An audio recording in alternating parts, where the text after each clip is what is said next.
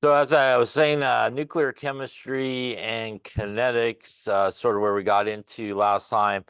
The good news about that is it is really the same kinetics that we did at the very beginning of the semester. And all radioactive decay really follows that first order kinetics.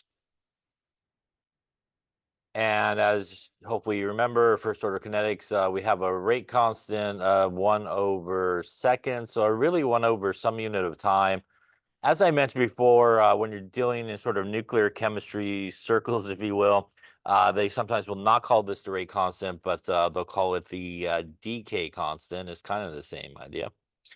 So that is sometimes what it is referred to.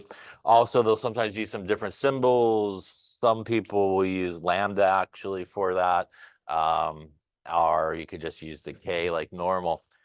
We have really the integrated rate law for our first order kinetics is still in use here. So that is still like that natural log of A is equal to our natural log of A naught minus KT. Once again, one of the sort of major differences sort of between kind of like our normal kinetics we did at the beginning and sort of our nuclear chemistry kinetics is the units here. And although when we first originally did it, it usually was molarity as the units, they really can be anything. So as I mentioned last time, and as we saw in a couple of examples, they could be grams or milligrams on both sides. They also can, as we'll see here today, they could be some type of rate of radioactive decay, like how many counts per minute or something like that. So really, as long as those sort of A's, the initial and the final are the same units, they really could be sort of anything you want to put it into here. Again, this would be our decay constant, and a reminder that the T here is time. The other thing, like normal and kinetics, right, we do have to watch units on these two values. They do need to be in the same unit of time on both of those. Otherwise, again, they really won't cancel out correctly and you won't get the right answer. So I think the very last example we did there before we stopped last time, I think one was like in days and one was in weeks. So you had to, again, do a conversion. It doesn't really matter which one you convert it to, as long as, again, that they're both really the same unit of time is really important. Now, obviously, when we talk about nuclear chemistry and decay and all that kind of stuff, we talk about half-lives, and we do use the first order kinetics half-life equation. And the half-life obviously is the time it takes for half of whatever you got to basically go away. And in this case, that's our natural log of 2 divided by the decay constant, rate constant, whatever you like to call it, basically. And again, that is our 0.693 when you take the natural log of 2 divided by our K in this case.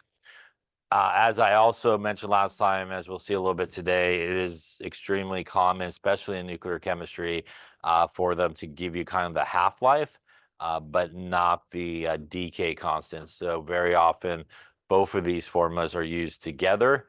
And for the most part, you usually use this formula to get to the decay constant. Once you have the decay constant, you go back here and really use this formula here on the left to solve for whatever you're looking for in that particular case. So very, very common. They kind of are used together. So if you come across a problem, you feel like I'm missing something, that's probably what you're missing is like the decay constant or something like that. But you probably will have supplied to you or could figure out the half-life of whatever you're dealing with. You basically pop it in there like normal and, you could solve for time or concentrations. In terms of graphing, it's still the same two graphs that we see for first order. Concentration versus time does not give us a linear relationship. But again, if you take obviously our first order kinetics here and rearrange it like we did when we were talking about kinetics, you got your straight line formula of y equals mx plus b. And that natural log of A versus time is the one that gives you that linear straight line where the slope is equal to minus of the rate constant or decay constant in this particular application. Any questions on any of that stuff there? All right, so let's talk about another sort of application of kinetics and nuclear chemistry, and that's radioactive decay. And we could do radioactive decay or to figure out how old something is. And we could do, for example, radiocarbon dating. by seeing how much carbon's in there. And the half-life for carbon 14 is 5730 years. We can also use uranium-238 dating. It will actually decompose down to lead, which is that stable guy that you get at the end of that decay series that we talked about last time as well. And it'll give off some alpha particles and beta particles in this process. And you can figure out, how much uranium's left over, or the comparison of how much lead that you made as well. It is still really a kinetics type problem if you have this. And again, you can use the half-life there to figure out something like the decay constant. So why don't we give this a go? An ancient skull gives 4.5. And these units here are actually a unit of radioactive decay. That is disintegrations per minute per gram of carbon. So that is gram of carbon. That's not Celsius in this case. So that is per gram of carbon. And the reason that's important is that basically will tell you in this particular case, we are looking at this, and that would be the half-life that you need in this particular case, 5730. So a living one gives 15.3 disintegrations per minute per gram of carbon. How old is the skull? So why don't you give it a go? Again, the half-life here of carbon, we'll use obviously the number we had there, 5730 years. All right, so give it a go, see what you come up with. Okay, so let's take a look. So once again, the good news on this stuff is you know which ones we're going to use, which is our first order here, kinetics. So natural log of A, natural log of A naught. And again, I'm just going to use the regular old symbols. So if you want to use the n's, which they sometimes use, or the lambda, you can. And again, our half-life here going to be the natural log of 2 divided by k. In this case, like I said before, we could use something like rates, which is what this is. Again, a rate of radioactive decay. And an ancient skull would be your final. So that would be 4.5 grams carbon. Your initial would be the living here, which would be 15.3 disintegrations per minute per gram of carbon. And we're looking for really time in this case. So we're looking for this guy. We have this, we have this. Again, as I mentioned before, very common. We are missing the decay constant here to be able to solve it, but we can have or can look up the half-life there for carbon. So we're going to use our half-life equation here to get our decay constant, which if we rearrange that would be the natural log of 2 divided by our half-life. And that would give us the natural log of 2 divided by 5730 years. And that's going to get us here, looks like 1.21 times 10, 4 minus 4. And these are, again, reciprocal years in this case. So now we have really our missing piece here to be able to get to our time. So we can plug it in. We'll go natural log of 4.5 equals the natural log of 15.3 minus our constant we just got there over years and our time. Once again, here, going to go natural log of 4.5 and then going to subtract the natural log of 15.3. That's going to get us something like minus 1.223775 equals negative 1.21 times 10 to the minus 4 reciprocal years times time. Obviously, here we're going to divide that now to the other side. And if we divide that, punch it in right would be good too, probably. We end up with a time of 10,113 years. Probably could take it down to 10,100 years in this case. So pretty old, I would imagine, yes. Any questions on that one there? So again, still the same kinetics, but like I said, very common. Both of those formulas sort of used together to solve the problem. All right, let's take a look at another one here. Archaeologists have dated a civilization to 15,600 years ago. If a living sample gives 20 counts per minute per gram of carbon, what would be the number of counts per minute per gram of carbon for a rice grain that's been found at the site? So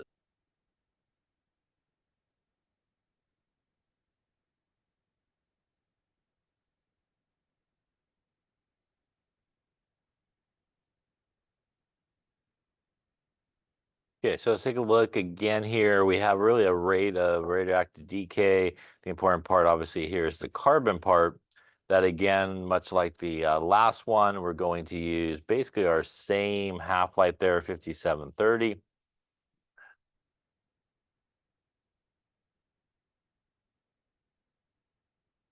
So in this particular case, we have a living sample, which would be our A naught, is 20 counts per minute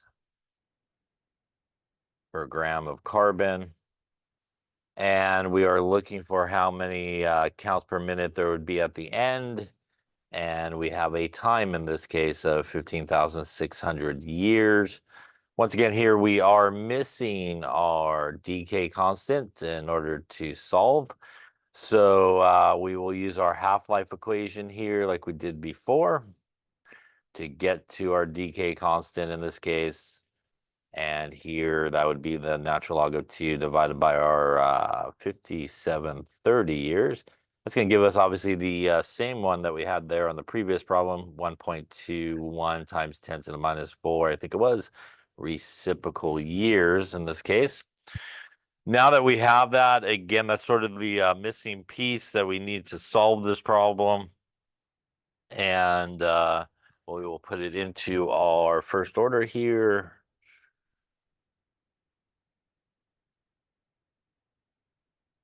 So putting that in, natural log of A will equal the natural log of our 20 minus our 1.21 times 10 to the minus 4 reciprocal years, and our time in this case, which is 15,600 years.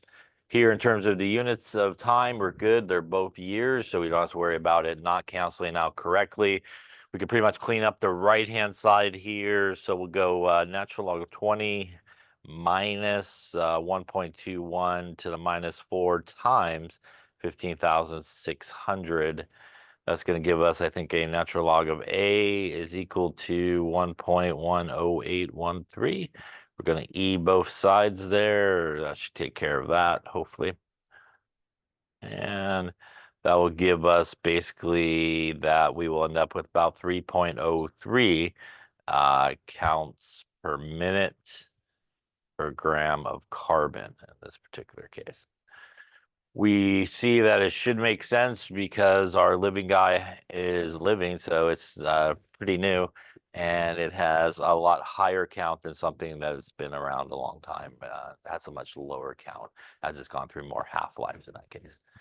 Any questions on that there?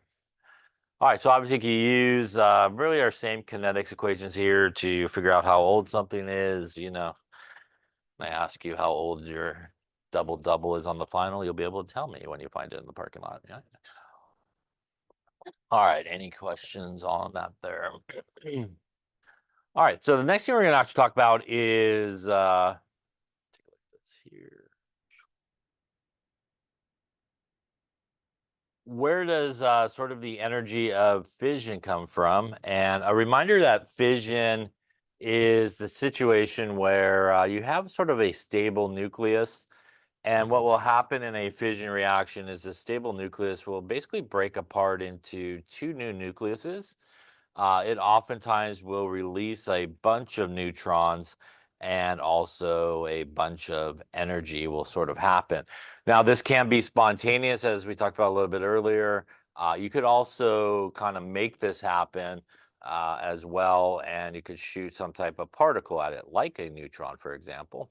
And it will sort of make this guy unstable, and it will start this process. So it can happen sort of naturally. You could also sort of force it to happen by shooting some type of particle at a stable nucleus, and that's going to make it a little upset there and become unstable in this particular case. So during the nuclear fission, some of the mass from the nucleus is converted into energy. So there is a difference between, for example, what are referred to as the nucleons, the mass of the protons and neutrons in the nucleus that make up that particular element or isotope, and really the mass of the isotope itself. So that slight difference in mass is what is referred to as the mass defect. And that little difference in mass that gets converted into energy One way you could calculate that is to use our friend Einstein's equation here, E equals mc squared. E is obviously energy. M is our mass, or in this case, our mass defect, which is that energy that gets kind of converted into our mass gets converted to energy. And C is the speed of light. So I roll with the 3 times 10 to the 8 meters per second rather than the 2.9997 times 10 to the 8. So 3 times 10 to the 8 meters per second. So as we'll see in a second, this is one way you could actually calculate that energy associated with this difference here. Now, when we talk about a sort of fission reactions are used, for example, in, say, power plants. Nuclear power plants is a fission reaction. And they do that because it does produce a lot of energy. So for every mole of uranium-235, which might be used, say, in a nuclear power plant, it does produce about 1.7 times 10 to the 13 joules of energy. If you think about sort of a exothermic regular chemical reaction, you're at like 10 to the 6. So a tremendous difference in the amount of energy in sort of a nuclear reaction is released. Again, the reason for that obviously is, as we talked about, in a nuclear reaction, we're going into the nucleus where our protons and neutrons are. So there's a big energy sort of fee to do that, rather than when we say kind of on the outside and we're just breaking bonds that involve electrons, not as much energy sort of involved in those processes. Now, that mass defect, as I mentioned before, is the sort of difference in the mass between really the components of the nucleus. And again, that is sometimes referred to as a nucleon. And again, that's protons and neutrons, pretty much like your mass number. The difference in that mass of the separate nucleons and the combined nucleus is called that mass defect. The energy that's released when we form a nucleus is what is referred to as the binding energy. And there's a couple of ways you could calculate the binding energy. You could use Einstein's equation here, E equals mc squared. If you want to, also, there's a few kind of conversions which is sort of based on this and not necessarily have to use Einstein's equation. 1 mega electron volt, which is a common unit of binding energy, including joules, is also a very common unit, is equal to 1.602 times 10 to the minus 13 joules. 1 AMU mass defect is equal to 931.5 mega electron volts. Now, we talked about stability earlier when we talked about kind of the neutron to proton ratio and some other ways. But binding energy per nucleon is also another measure of stability. And the greater the binding energy per nucleon is, the more stable that isotope would be. And so that's another sort of measure of sort of stability. So if we look at an example here, like we have fluorine 19. And fluorine 19 has an atomic mass of 18.9984 AMU.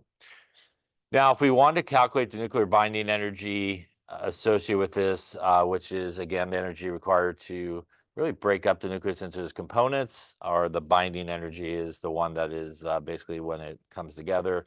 They're really the same numbers, just sort of sign-wise difference depending on what's going on. Now, the way we would do this is we first want to figure out really the number of protons there are in the nucleus, which in this case would be 9, as that is obviously based on the atomic number.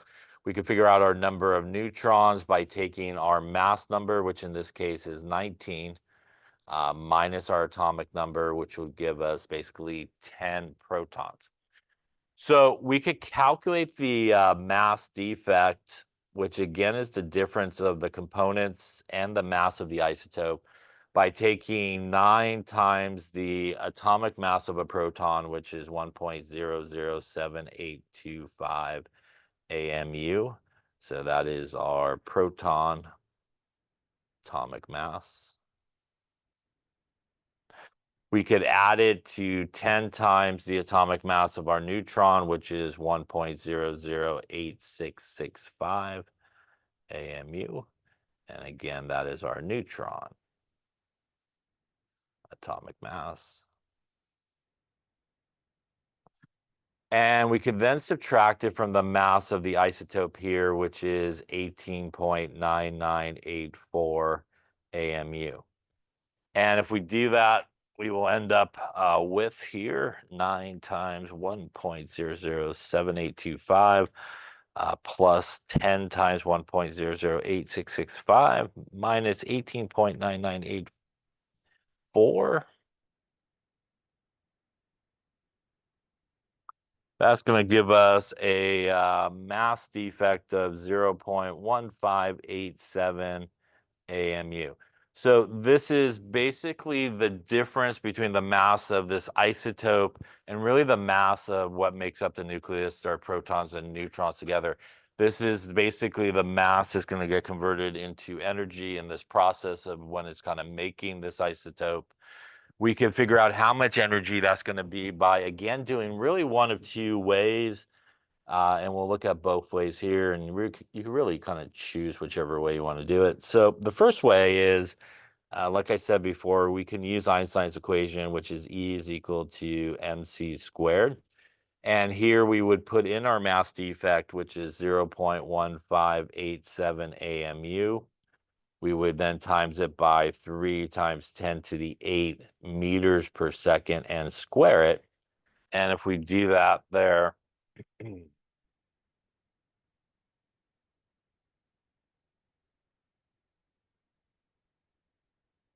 will end up with 1.428, I'll call it 1, times 10 to the 16.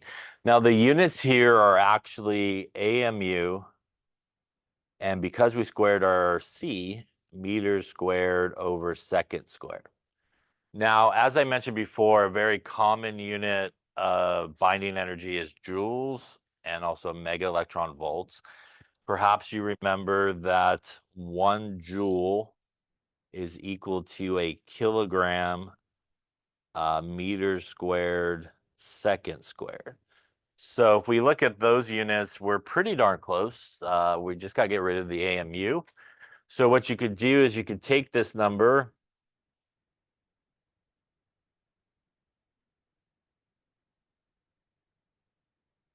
meters squared and second squared, and you could actually divide it by a throwback number perhaps, and that is 6.022 times 10 to the 26 actually AMU. That is Avogadro's number, which is to the 23rd, but to the 26 is making it into kilograms instead of grams. So 23 would get you grams, 26 gets you kilograms, right? 1,000-fold difference. And what that will then do is get you 2.37 times 10 to the minus 11 joules, as basically you just hit those units right there, kilograms, meters squared, second squared. The AMU cancels out in this case. So you can use basically Einstein's equation. If you divide it by Avogadro's number to the 26th, not 23rd, that will put you into joules. Typically speaking, when we calculate something like binding energy like this, we do it binding energy, basically joules per nucleon. So here we would actually want to divide it by the number of nucleons, which is 19. It's basically the mass number, our protons and our neutrons, basically. And if we do that, we will end up with a value of 1.25 times 10 to the minus 12 joules per nucleon. First off, any questions on that there? Now, the alternative approach to this is, and if you wanted it in the other common unit of nuclear binding energy, you could use this conversion, and I won't do it right here. I'll just do it on the bottom a different way.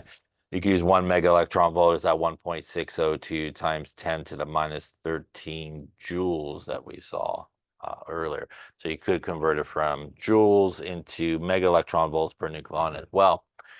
Or the alternative approach is you could actually just go right into sort of mega electron volts and get it that way.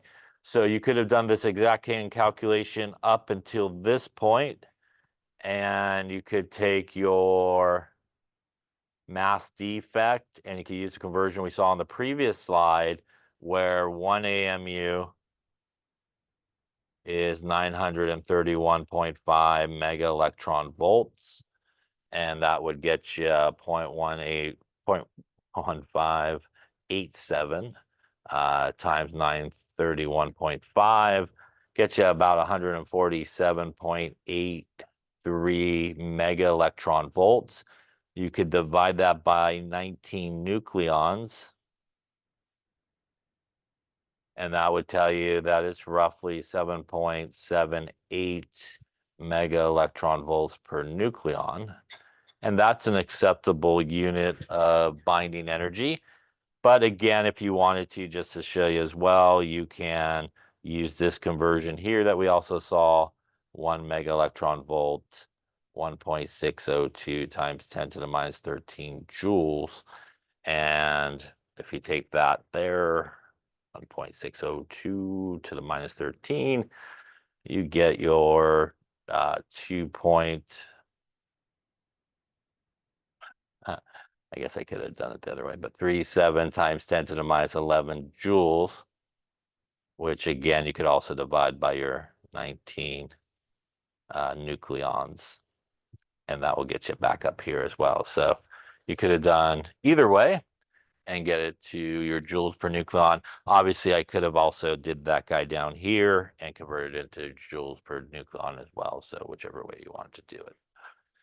Any questions on either way? So one is kind of using conversions, which is really based off Einstein's equation without having to do Einstein's equation, or you could go into Einstein's equation.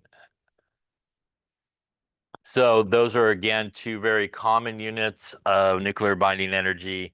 Joules per nucleon are mega electron volts per nucleon. And again, it is also a measure of stability. So the higher that value is, if you're comparing different isotopes, you could kind of rank them in terms of stability based on their binding energy per nucleon. Questions on either of those calculations there? All right. So here's a graph of that, and that's what we see here. As our nuclear binding energy per nucleon increases, stability increases. Actually, our iron 56 there is the top in terms of nuclear binding energy per nucleon, and it's really the most stable in this case. And here's another picture there. And again, in between fission will kind of bring you back down into this area, our fusion, which is basically the combining of two smaller nuclei together, will bring you into this really stable. And again, here's our kind of most stable guy in that particular case. All right, so why don't you try one here? What is the mass defect and the nuclear binding energy per nucleon in mega electron volts? And let's also do joules per nucleon as well. So let's do both units just to get practice doing both. Again, a proton's atomic mass 1.007825 AMU. A neutron 1.008665 AMU. All right. And this is carbon 16. So our friend carbon there on the periodic table is number 6.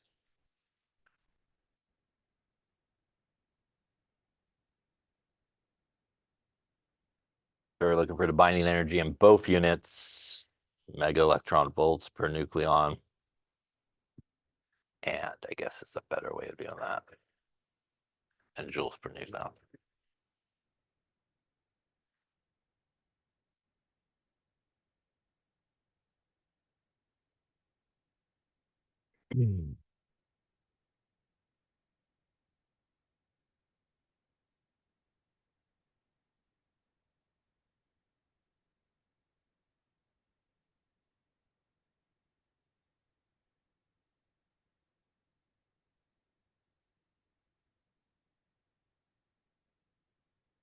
Okay, so let's take a look. We got carbon here, 16. 16 obviously is the mass number. So in this case, our number of protons is going to be our atomic number from the periodic table, which is 6. Our number of neutrons would be 16 minus 6, that's 10. So we could calculate our mass defect here by taking basically numbers and subtract them. So we'll take 6 times our mass of our proton.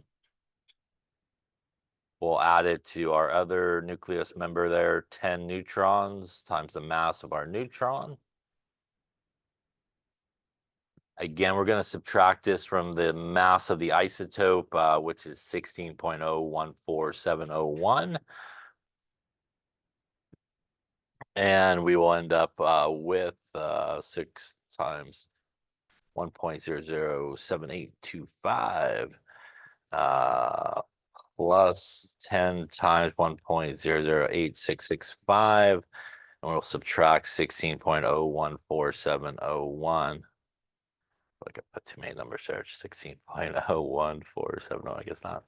And that's going to give us a mass defect here of 0.1189 AMU. So, by the way, this is the energy required to break apart, or this is the mass defects, basically. This will be eventually the energy required to break apart this nucleus. If we were going to put it together, it's an exothermic process. So you actually would switch and you would do the 16.0147 minus the other two. It'll come out the same number, just the sign will be different. And ultimately that will change the sign of the energy from being positive to being negative.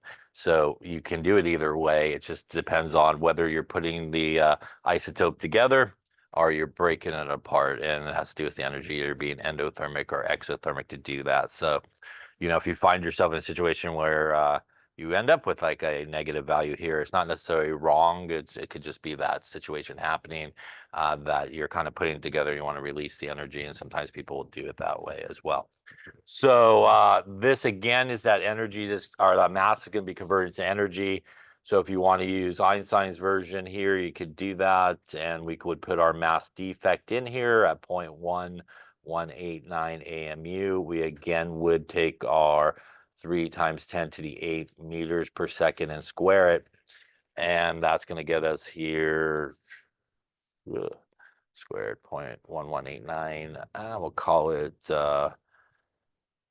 1.07 times 10 to the 16. Again, this is going to be our AMU meter squared second squared. So that number is the one we need to kind of divide by Avogadro's number to the 26 to basically put it into joules.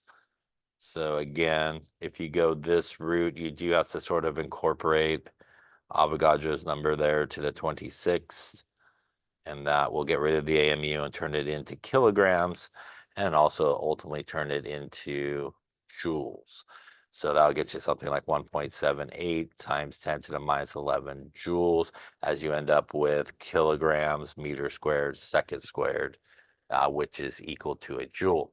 We then, if we wanted to here, we could divide this by our nucleons, which is really our mass number, and that's 16 in this case.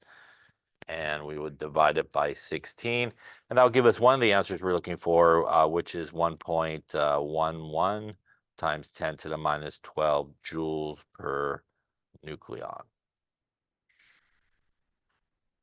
If we want to, at this point, we could just take that number, 1.11 times 10 to the minus 12 joules per nucleon, and use the mega electron volt joules conversion, and 1 mega electron volt would equal our 1.602 times 10 to the minus 13 joules. So that will cancel out the joules.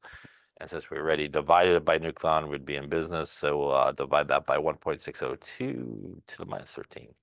That's going to give us something like 6.93, however you want to round there, 3 mega electron volts per nucleon. Once again, you could have used those conversions and got the mega electron volts first and then convert to joules. So again, you could go either way. Should get pretty much the same answer. Might be slightly different depending on where you round it a little bit, but should be pretty much in the same ballpark. Any questions on that one there? All right, so let's take a look at one last one here. Let's do our friend iron 56. Same deal. Why don't we do both? So we have comparison. So we'll do mega electron volts per nucleon and joules per nucleon here. And again, our proton's still 1.007825. And our neutron 1.008665. And iron there is 26. Our atomic number is just 26. Our neutrons here are going to be our mass number, which was 56, minus 26. That looks like a 30. So calculating our mass defect here, we'll go with our 26 times our 1.007825, which is our proton atomic mass. We're going to add that to our 30 neutrons times the atomic mass there of a neutron. We're going to subtract it from the isotope's atomic mass of 55.93494 AMU. That again is going to give us our mass difference between really our protons, neutrons, and the mass of the isotope there. And if we do that, it looks like minus our 55.93494. Looks like we got a mass defect here of 0.5285 AMU. For this one, I'm not going to use Einstein's equation. I'm just going to use kind of the conversions. So just so you can see how that one goes again. So 0.5285 AMU, I could use that relationship that 1 AMU of mass defect is equal to 931.5 mega electron volts. And if I go that route first here, looks like we will end up with about 492.3 mega electron volts, which I could then divide by nucleons at this point to get one of the answers we're looking for, which would be 56 in this case. And we divide that by 56. And we're going to end up with 8.790 mega electron volts per nucleon. And again, that is one of the answers we're looking for. And we did want joules per nucleon. So really at this point, I could also just do a conversion and again, use the one that we've used previously. 1 mega electron volt is our 1.602 times 10 to the minus 13 joules. And we'll do 1.602 to the minus 13. And I'll get us something like 1.41 times 10 to the minus 12 joules per nucleon. So again, you could just bypass Einstein's equation and just use these conversions, which is based off of it, and get to, again, what you're looking for. Any questions on that calculation? Now, if we look at our binding energy per nucleon for the three ones that we just calculated, this obviously is our iron. Earlier, we did carbon, which was 6.93 mega electron volts per nucleon. We also did fluorine, which is 7.780 mega electron volts per nucleon. What we see in comparison is, as we saw in that graph, our iron 56 has a higher binding energy per nucleon, which means it's more stable than either of these two. This guy would be the least out of those three, as it has the lower sort of binding energy per nucleon. So again, this is also another measure of stability, looking at binding energy per nucleon. Any questions on how to calculate any of those things there? Okay. All right, so as I mentioned before, you can also obviously encourage sort of decay processes or really sort of fission reactions to occur by using a particle accelerator. Basically has a magnetic field, electrical field, and gets the particle spinning really fast. And then you basically target something. That essentially is how all those man-made elements are made. They just shoot things at certain elements. It makes them unstable and produces these sort of man-made ones with the names, like Einsteinium, Californium, Berkeleum, all those fun names that you have, through here.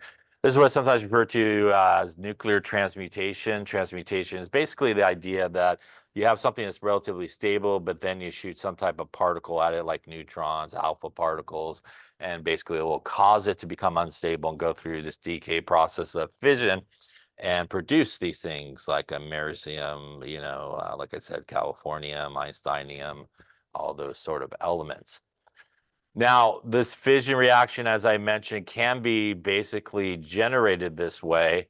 And here, as you can see, if you have sort of a stable-ish uranium-235, you could shoot a neutron at it, and it becomes an unstable bowling pin at this point, and then it will basically separate out into two new nucleuses.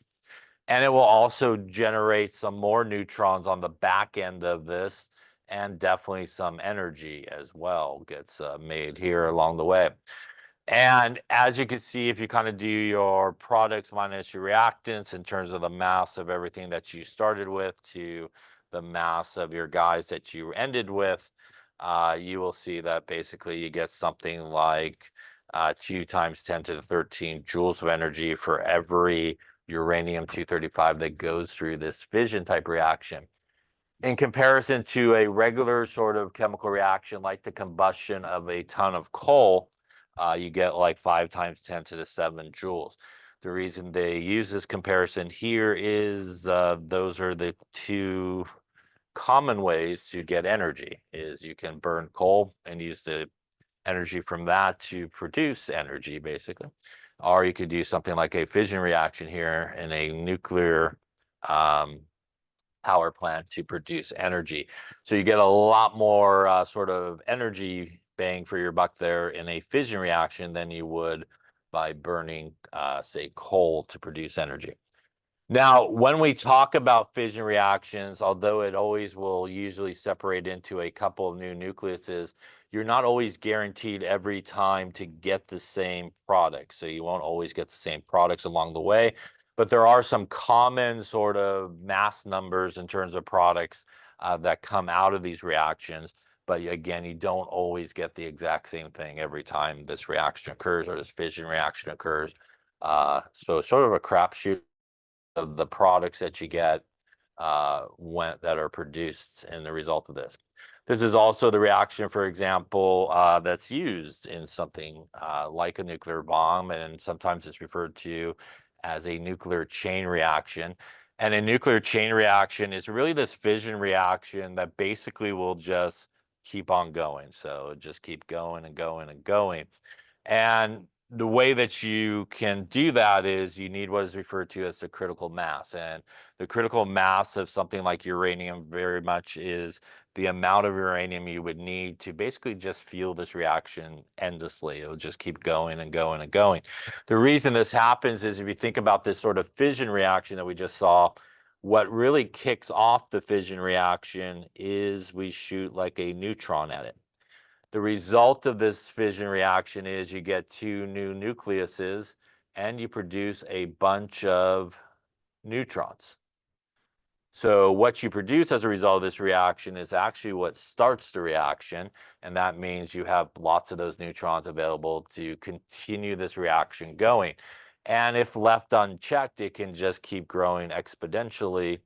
Every time those neutrons come back around, you're going to be producing more neutrons that will keep this reaction going. Every time it does it, obviously, you're getting a tremendous amount of energy being released.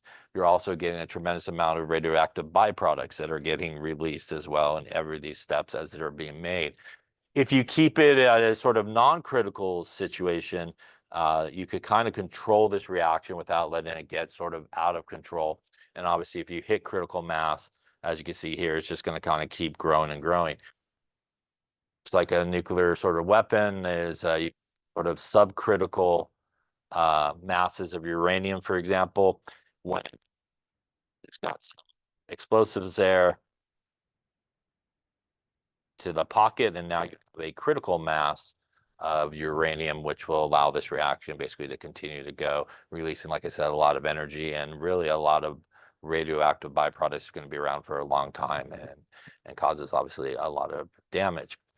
This fission reaction is also used in nuclear reactors and for nuclear sort of chemistry and nuclear power. And it works basically the same way, really, regardless of, in most cases, sort of the traditional approach and the nuclear reactor sort of approach in terms of energy. It all kind of works the same way. You basically have some water and you basically heat the water. And when you heat the water, you create steam. Steam goes out to the turbines, right? And obviously goes out and used to generators, and eventually you get light.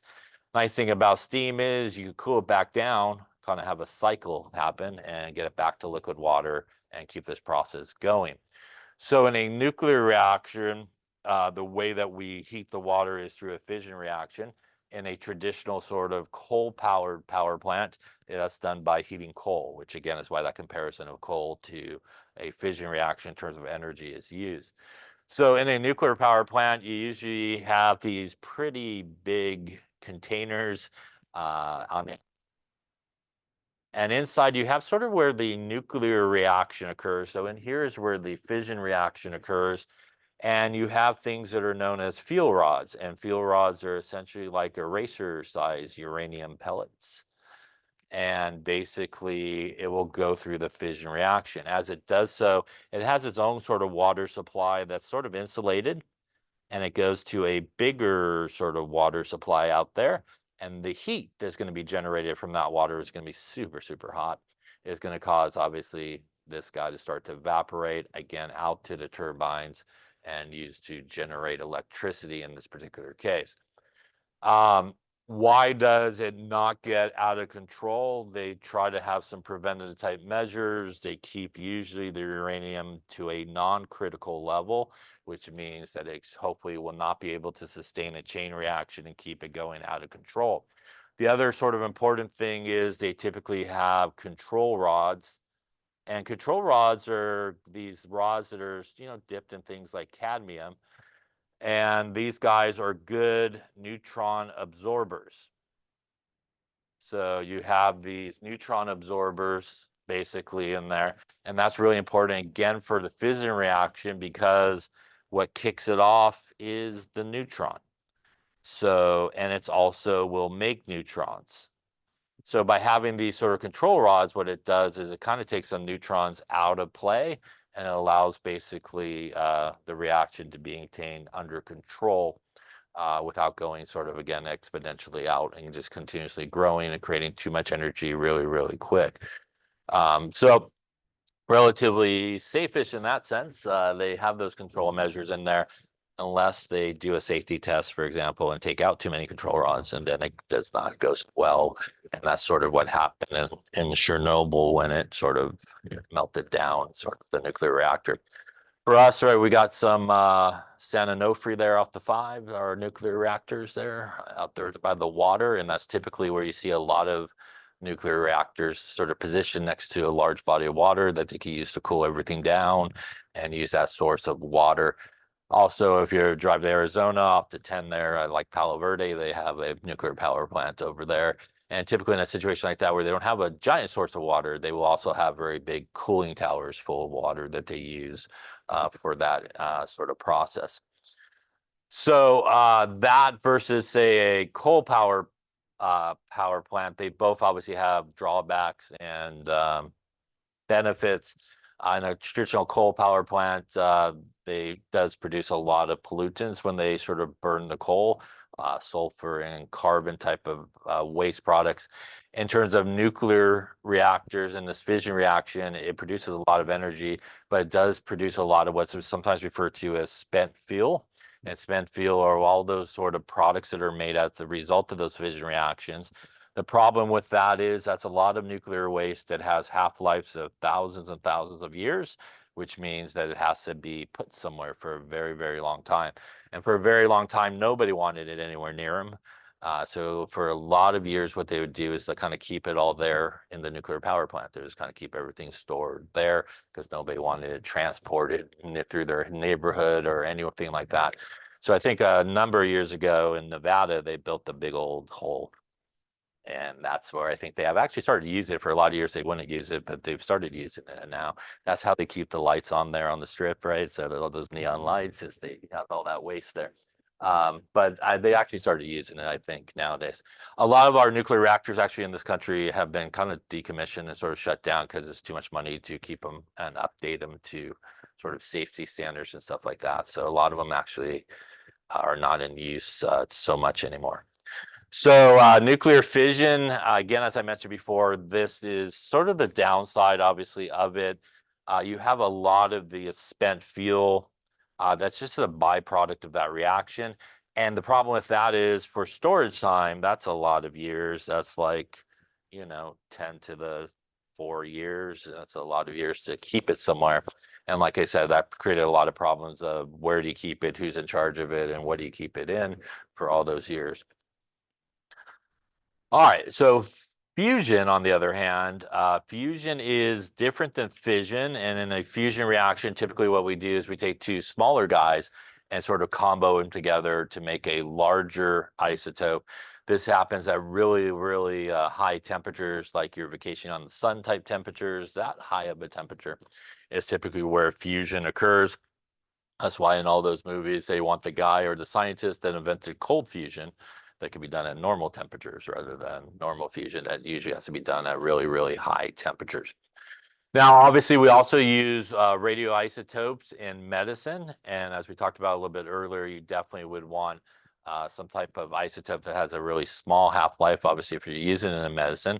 Otherwise, again, your follow-up appointment would be a long way down the road. The nice thing about nuclear radioactive isotopes is they do perform the same chemistry in the body, for example, as non-radioactive isotopes. So a lot of times we use it as like a tracer or a way in scans to highlight certain areas by using some type of radioactive sort of element, like sodium-24 there is, I could do a blood flow tracer, iodine there for thyroid activity, some bone imaging with technetium-99. You can see there, basically what it'll do is just highlight really the areas that are radioactive. And again, because those elements will basically do the same thing. They also have, and I think still do, use radioactive isotopes sometimes with tumors. They would implant them in the tumor to try to shrink them down and stuff like that. So sometimes they will do those things. Here's again an example of a bone scan, as you can see there. Now, when you use something that's radioactive, typically you use a Geiger counter, and a Geiger counter is like a little wand. It does an anode and cathode type situation, gives off a voltage, and you hear like a clicking sound, usually click, click, click. And the louder that sound is, the more radioactivity there is. So hopefully if you're using it, you don't hear too loud of sounds. But usually if you do anything with it, one of the last things you do after you clean up is you go around with the Geiger counter, obviously to make sure that you didn't contaminate the area you're working with. You should also check your shoes, make sure you didn't walk on anything that you're going to take home with you. Now, if I take a Geiger counter and I just hold it up, will it make noise? The answer is yeah, it will make noise. There's background radiation. So that's also what you hear in labs sometimes. Oh, it's just background radiation. Don't worry about that. Very loud clicking. It'll be all right. But, obviously there's radiation around us and it would go off, hopefully not very loud. And we do measure sometimes radiation on a couple of different sort of factors, and sometimes it's referred to as a RAD, which is a radiation absorbed dose, and more sort of for sort of what it does to a sort of a human. We sort of multiply that by a quality factor, as we saw earlier on in the chapter. Depending on the type of emitter, if it's an alpha emitter, beta emitter, or gamma emitter, they will penetrate further, for example, into your tissue. So we multiply there to give us a sort of factor. An alpha emitter doesn't go as far, so you can get a little bit more exposure to it. And obviously a gamma ray is a pretty strong emitter, so less of an exposure along with a beta ray. Here are some sources of every day where we pick up some radiation, depending on air travel, your x-rays, nuclear waste in case you live near there, or weapons testing. Those are some places where we could pick it up. Obviously, if you ever work with anything that's radioactive, you should obviously know what type of emitter it is, what type of protection you need. And usually, like I said before, they oftentimes will give you a ring and like a little badge to wear while you're working with it so that they could expose it later and see how much exposure you actually got. And again, using something like Geiger counters is really good to make sure the area is clean. Those are strawberries. Good dog.